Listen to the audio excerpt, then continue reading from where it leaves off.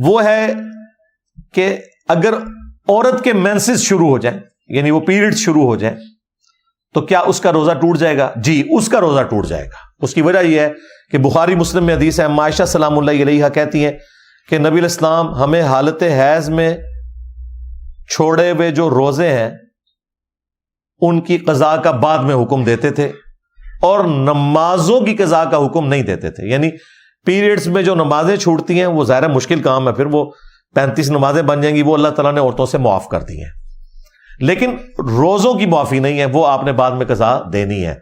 لہذا اگر غروب آفتاب سے 1 منٹ پہلے بھی اگر کسی کے ساتھ پیریڈز والا ایشو ہو گیا تو وہ والا اس کا روزہ اسی وقت ختم ہو جائے گا۔ لیکن ظاہر ہے کہ پھر وہ لوگوں کے سامنے کھانے پینے کی تو ضرورت نہیں ہے، عورتوں کو پتا ہوتا ہے، وہ پردے سے اپنے معاملات کو لے کے چل رہی ہوتی ہیں۔ مسئلہ نمبر 7، کیا جنوبی شخص جس پہ غسل فرض ہو وہ روزہ رکھ سکتا ہے؟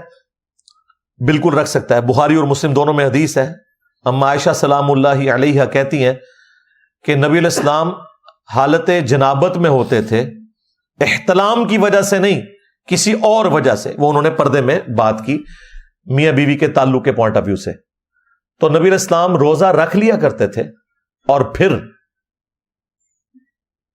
طلوع فجر کے بعد غسل اتارا کرتے تھے۔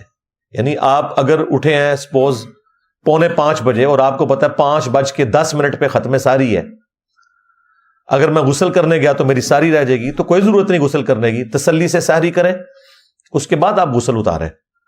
جنبی شخص روزہ رکھ سکتا ہے۔ اسی میں وہ امپلائڈ ہو گیا مسئلہ جو میں نے پہلے بیان کیا تھا کہ اگر کوئی شخص جنبی ہے تو جنبی ہونا اس کے روزے کو نہیں توڑے گا، کیونکہ جنبی جب روزہ رکھ سکتا ہے اور روزے کے دوران کوئی جنبی ہو گیا ہے نائٹ فال کی وجہ سے، تو پھر اس کا روزہ نہیں ٹوٹے گا۔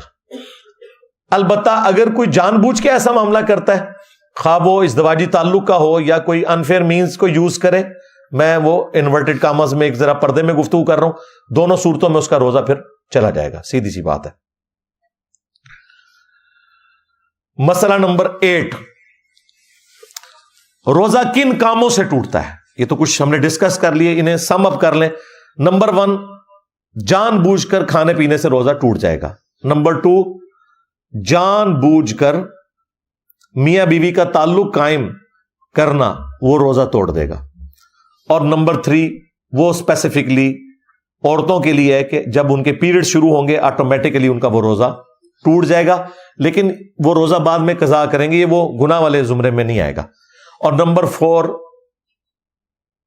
اگر کوئی شخص غلط طریقے سے، یعنی مردوں کے لیے میں بات کر رہا ہوں، مسٹربیشن والا ایشو کرتے ہیں تو ان کا روزہ بھی ٹوٹ جائے گا۔